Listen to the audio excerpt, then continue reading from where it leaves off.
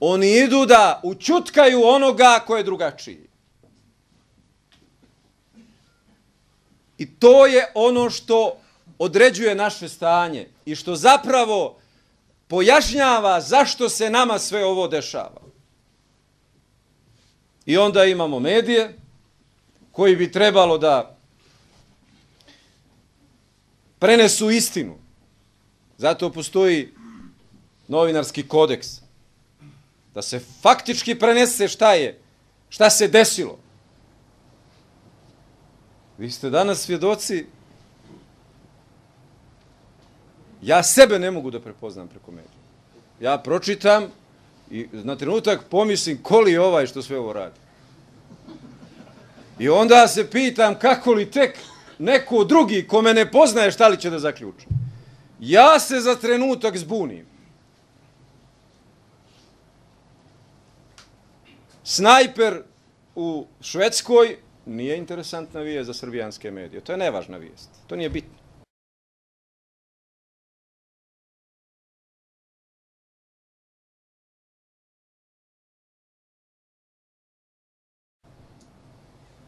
To nije bitno. A šta je bitno? Bitno je, kako kažu, da je muftija dužan 5 miliona dinara za struju, 3 mjeseca. Svakog mjeseca se ista vijest objavljuje. Svakako izmišljena. Svakog mjeseca ista vijest. Naslov muftija 5 miliona duguje za struju. Pročitaš tekst, nigdje nema duga. Nego, ne znam, problem islamskog fakulteta sa elektorasom oko računa, legaliteta, legitimiteta i zbog toga se to nije realiziralo, a muftija duguje za struju.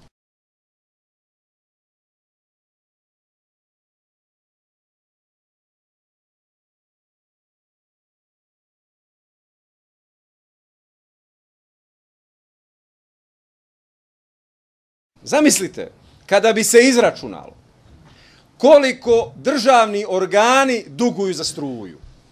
Od parlamenta, vlade, gradova, općina, to sve državni organi. Kao što su u sistemu kog ja vodim, od mešihata, ustanova, džamija, to su sve sastavni dijelovi islamske zajednice. I ko je god u tom sistemu dužan, to je muftija dužan.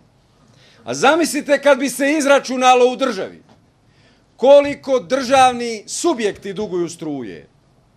Pa ja mislim da bi novinari potrošili sve stranice samo da ispišu nule koliko je dužan predsjednik države, recimo. Ali to ne postoji nigdje.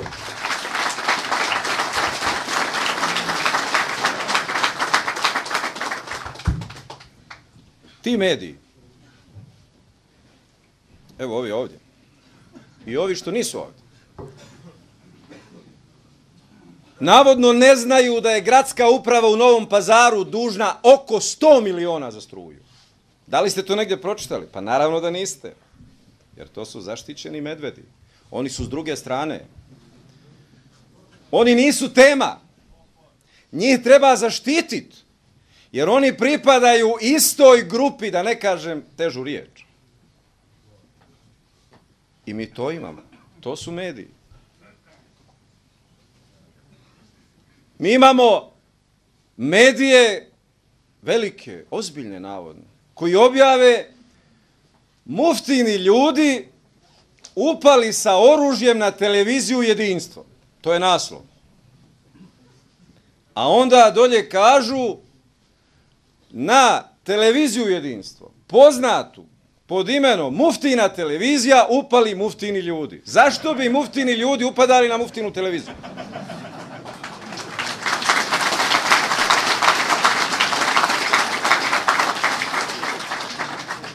A onda na dnu teksta piše da su u policiji izjavili da je sve u redu.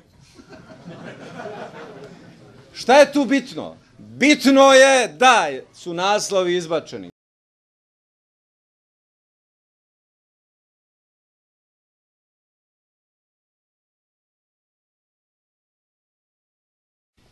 Toga smo ti mi ovdje žrtva. I valja nam to izdržati.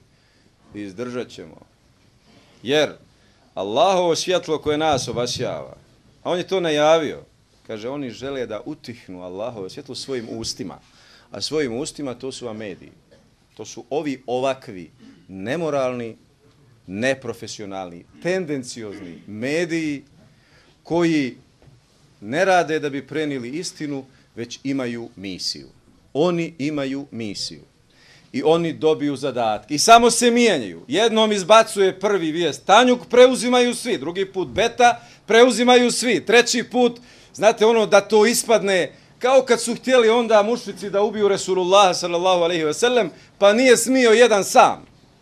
Nego se dogovorili svakog plemena po jedan, pa da ga svi odjednom ubiju. Jer ako bude kakve osvete, da ne strada samo jedan, nego da se ne mogu ovi osvetiti svim plemenima. Tako rade naše plemenske medijske zajednice. I oni su podijelili tu ulogu. Oni se među se uopće ne slažu, oni se mrze, oni potkopavaju, ali se slažu samo u nečemu, da treba što prije rastrgnuti muftiju Zukorlića. To im je jedina kopča jedinstva, medijsko-političkog jedinstva u Srbiji. Istina, to nije prijatno, ali vam isto tako kažem da zbog toga osjećam veliki ponos i zadovoljstvo. I to doživljavam velikim komplimentom.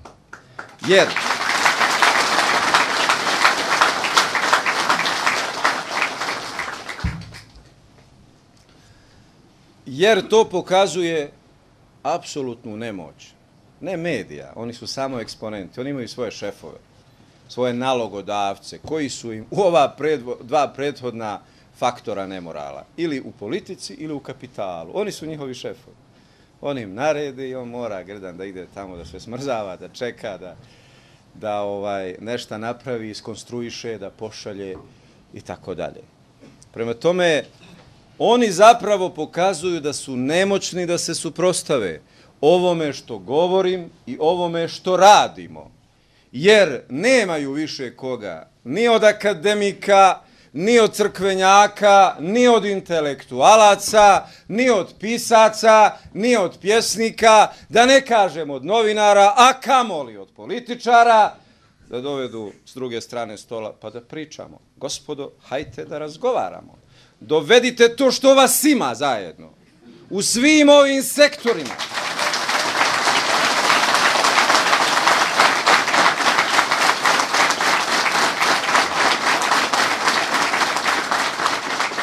Ali ne, oni ratuju, kako Kur'an kaže, samo iza bedema, iza utvrda.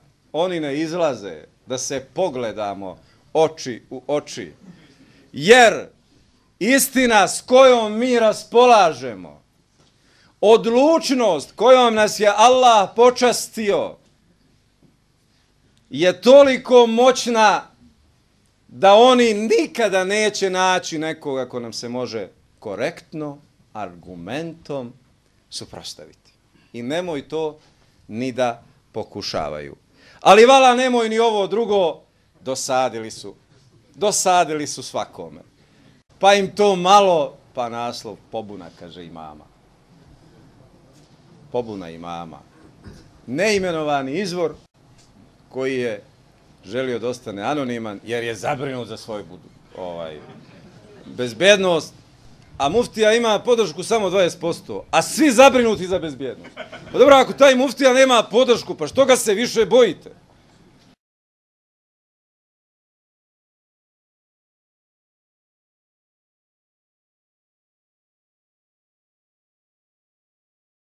Ako su 80% protiv njega, kako on stiže to da zastraši sve?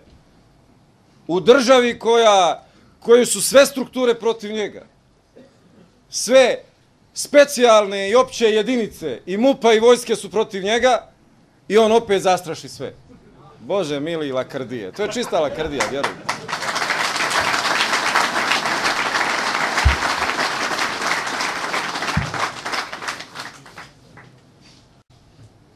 Naše nije da pravimo nikakve ofanzive, nikakve napade, jer nemamo koga da napadamo. Muhe se ne gađaju topovima.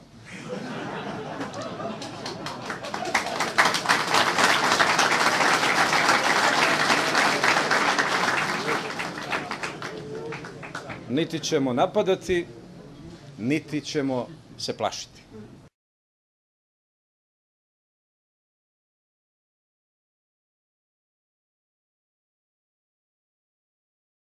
Naše je samo da nastavimo. Čvrsto i odvažno. Jer nam Allah dželešanuhu poručuje Babeširi sabiri. Obraduj strpljive. Samo da ostanemo dosljedni ovome što jesmo. Kur'an, sunnet. Svoja nacija, svoja domovina. Svoj narod. Jesmo siromašni, jes nas malo. Jesmo onako izranjavani, oteto nam. Sve što je moglo se otme. Razarana nam domovina, vakufska imovina, ljudi, sve nam je razarano. Ali, to naše je opet zaista najbolje. Ja sam prošao sav svijet, to tuđe i kad sija, ništa ne valja. Zato što je tuđe. I baš me briga kako je. Ne zanima me ono što je tuđe. Ovo što je moje, ovo što je naše, je najbolje. I čuvat ćemo ga, boriti se za njega i ne damo ga nikom.